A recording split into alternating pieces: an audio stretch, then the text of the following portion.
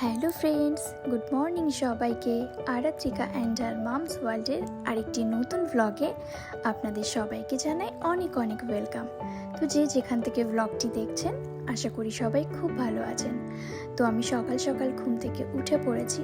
তো ঘুম থেকে উঠে প্রথমে যাব স্নান করতে, স্নান সেরে তারপর আমি যাব পুজোর ঘরে। তো ফুলগুলি দেখছেন কি সুন্দর লাগছে না দেখতে? এগুলি আমাদের সব বাড়ির গাছের ফুল, যেটা দিয়ে আমরা পুজো করি। তো আমি এবার চলে এলাম ঠাকুর ঘরে। এখানে আমি শিব ঠাকুরকে স্নান করিয়ে নিচ্ছি গঙ্গা জল দিয়ে আর ফুল দিয়ে।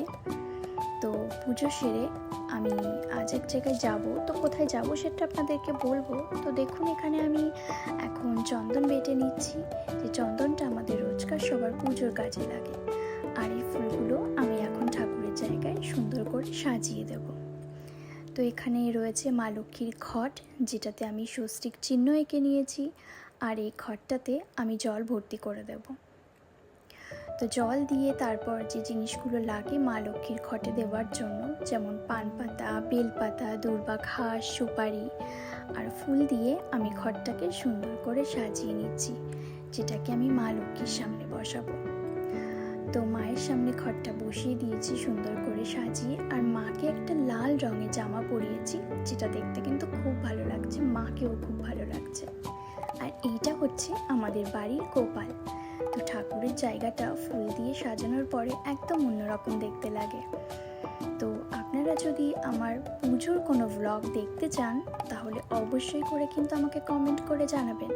আমি চেষ্টা করব পুজোর একটি ভ্লগ দেওয়ার। আর এটি হচ্ছে বজরংবলী।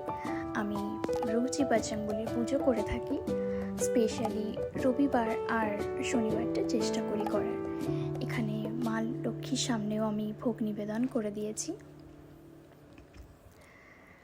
তো আজ একটু তাড়াতাড়ি করে পুজোটা সেরে নিলাম, কারণ আজ যাব এক জায়গায় ঘুরতে। তো সেটা আপনাদেরকে দেখতে গেলে কিন্তু পুরো ভিডিওটা স্কিপ না করে দেখতে হবে। তো চলুন এবার ঘরে যাওয়া যাক। তো ঘরে চলে এসেছি, এইবার আমি রেডি হব। একটু তাড়াহুড়ো আছে, তো চলুন আগে তৈরি হয়ে আসি, তারপর আপনাদের সঙ্গে দেখা করব। আমি রেডি হয়ে গেছি, শাড়ি পরে নিয়েছি। তো এবার মেয়েকেও রেডি করিয়ে দিয়েছি। ও এখন বাইরে ঘোরাঘুরি করছে। আমার মেয়ে বাইরে কখনো বেরোবে, সবার সঙ্গে কখন যাবে। তো ঠাকুর প্রণাম করে বেরিয়ে পড়লাম সবাই মিলে বাড়ির সবার সঙ্গে মেয়েকে নিয়ে। এখন আমি কোথায় যাচ্ছি জানেন? আমি যাচ্ছি, না এখন বলবো না, আর একটু পরে বলবো। আর একটু পরে আপনারা দেখতেই পাবেন যে আমি কোথায় যাচ্ছি। তো আজ ওয়েদারটা কিন্তু ভীষণ ভালো, সারাদিন বৃষ্টি হওয়ার কোনো সম্ভাবনা তো দেখছিই না।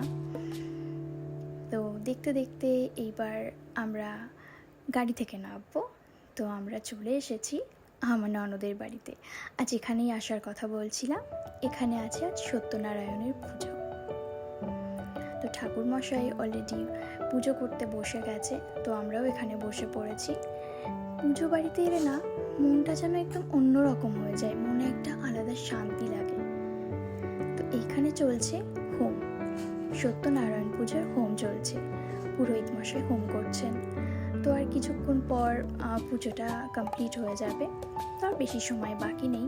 বাইরে কিন্তু আজ ভীষণ গরম লাগছিল এখানে বসে। তবুও পুজোর জায়গা তো ঠিক মনটা যেন অন্যরকম লাগে। তো সব কিছুই ম্যানেজ করে নেওয়া যায়। তো পুজো প্রায় শেষের পথে। তো পুজো শেষ হয়ে গেছে। এখন ঠাকুরমশাই সবাইকে হোমের টিপ পরিয়ে দিচ্ছে। আর এখানে চলে এসেছে আমার মেয়ে ওর পিসিমণিদের সঙ্গে। ও কিন্তু আজ ওর মামের বাড়িতে এসে খুব খুশি। এবার আমরা ঘরে চলে এলাম। এসে এখানে সবাই মিলে একটু গল্প করছি, প্রসাদ খাচ্ছি।